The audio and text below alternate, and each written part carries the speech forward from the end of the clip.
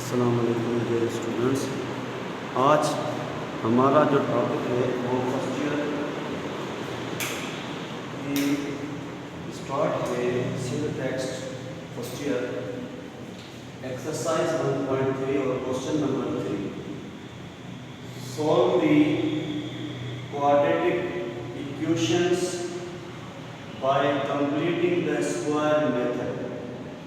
और हमें पता है कि किसी भी क्वाड्रेटिक इक्वेशन को सॉल्व करने के लिए एक जो है वो है फैक्टराइजेशन मेथड, ये फैक्टर मेथड।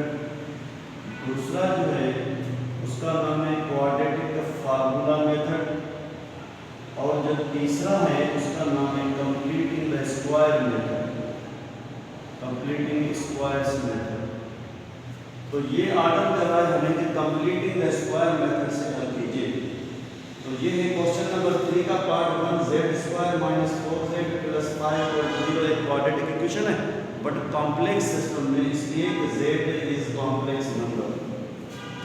तो मैंने लिखा using completing the square method. तो इस कंप्लीटिंग मेथड में हमें दो तरीके से हल करना है। एक तो ये कि ये जो गिवन है इक्वेशन, इस इक्वेशन में ये जो कांस्टेंट टर्म है इसको इस तरफ शिफ्ट किया जाएगा, यानी शिफ्ट या transfer the constant term to the right hand side of given equation. फिर क्या करना है कि ये z² से ये -4z से और ये प्लस 5 तक है, ये -5, इस इक्वेशन का कोई ना कोई नाम देंगे। यानी मैंने लिखा इक्वेशन ए, इक्वेशन 1, जो भी लिखो इक्वेशन अल्फा। तो फिर हमें क्या करना है, इसको परफेक्ट स्क्वायर बनाने के लिए, जैसे a² minus 2ab plus b², तो ये जो वैल्यू है इस वैल्यू में एक तो 2 फार्मूले का है और ये z है a की वैल्यू, तो b की वैल्यू में क्या रहनी चाहिए कि ये 2 और 2 मल्टीप्लाई करने से 4, इसलिए यहाँ पे 2 आ गया। यानी ये जो मिडिल टर्म है इसको मैंने लिखा कि ये 2 फार्मूला का a की वैल्यू समझो ये z है और b की वैल्यू क्या रखें कि ये वापस 4z मिल जाए, तो ये है 2। अगर इस 2 को यहाँ पे रखा जाए तो 2 का स्क्वायर 4 बनेगा, इसलिए क्या करेंगे, adding 4 on both sides of equation A. तो इक्वेशन नंबर ए में लेफ्ट में +4 किया, राइट में +4 किया इसमें। तो ये पूरी कंप्लीट जो इक्वेशन है लेफ्ट हैंड साइड में ये एक परफेक्ट स्क्वायर यानी a minus b whole square का फार्मूला।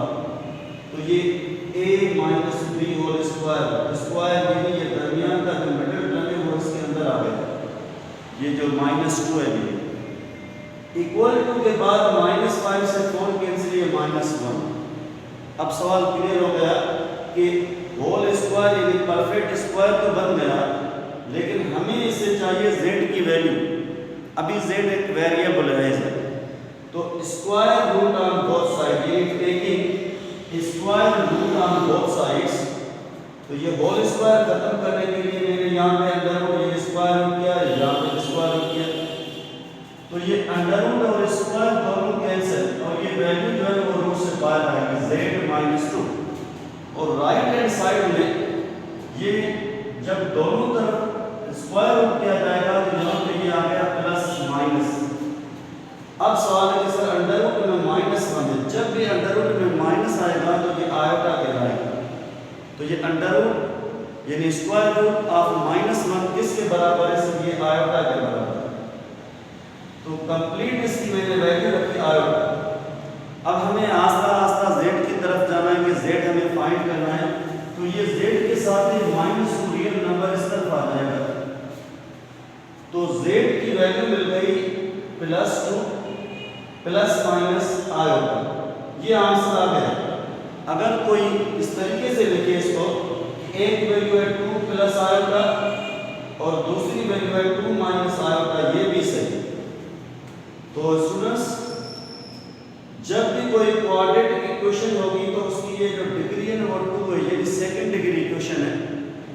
तो सेकंड डिग्री इक्वेशन में लास्ट में वैल्यू ऑफ वेरिएबल हमेशा 2, अगर लीनियर है तो वैल्यू वेरिएबल 1 होगी, इसका नाम होगा रूट वैल्यू।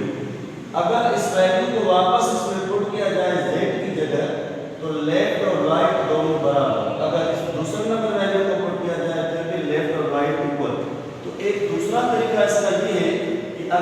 क्वेश्चन कह रहा है कि find its solution set SS।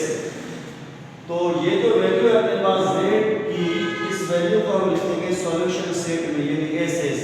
तो ये एक मेंबर हो गया सेट का, दूसरी जो वैल्यू है वो ये दूसरा मेंबर हो गया। अगर कोई स्टूडेंट ये सोचे या लिखे या कभी कभी की में देखेगा कि ये पहले वैल्यू है फिर ये दूसरी वैल्यू है, तो ये इशू नहीं, क्योंकि जो किसी सेट में एलिमेंट्स का जो ऑर्डर होगा वो ज़रूरी नहीं है कि इसको किस तरीके से लिखा जाए।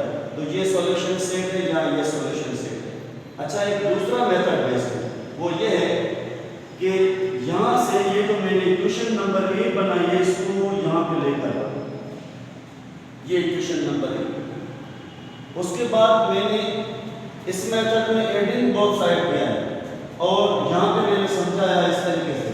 और दूसरा तरीका ये है कि कभी कोई इनकम्प्लीट क्वाड्रेटिक इक्वेशन है तो उस इनकम्प्लीट क्वाड्रेटिक इक्वेशन के लिए हमें क्या करना है, या तो उसमें मिसिंग होगा फर्स्ट टर्म, या तो उसमें मिसिंग होगा मिडिल टर्म, या तो उसमें मिसिंग होगा लास्ट टर्म। जैसे फर्ज कीजिए अगर मिसिंग है first term of quadratic equation, तो middle term whole square upon 4 into last term. अगर लास्ट टर्म मिसिंग है तो ये इस तरफ जाएगा और ये middle term whole square upon ये 4 इनटू फर्स्ट टर्म। तो हमें फाइंड करना है इस इक्वेशन की लेफ्ट हैंड साइड में LP मींस लास्ट टर्म, यानी यहाँ पे लास्ट टर्म हमें चाहिए। तो हमें फार्मूला लेना है ये वाला। तो last term is equal to middle term.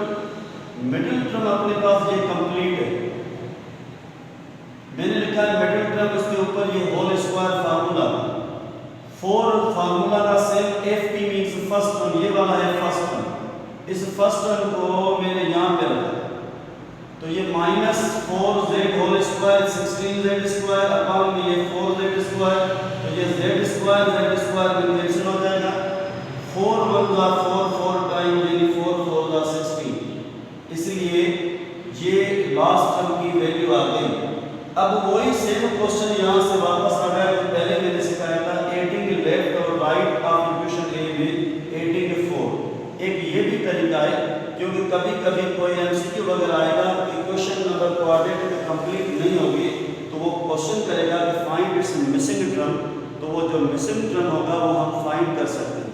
इस तरीके से यहाँ पे ये भी स्टूडेंट्स पॉइंट है कि अगर फर्ज कीजिए इस कंप्लीट को इस तरफ शिफ्ट किया जाए 4 into first term into last term is equal to middle term whole square, और अगर इसको अंडर रूट बोथ साइड किया जाए तो ये under root square middle term का कैंसिल हो गया। मिडिल टर्म हुई के 2 4 जो है वो स्क्वायर रूट से बाहर, first term multiply last term plus और माइनस, क्योंकि दोनों तरफ है। तो ये मिडिल टर्म मिसिंग है अगर क्वाड्रेटिक इक्वेशन है तो उसके लिए ये फार्मूला होगा।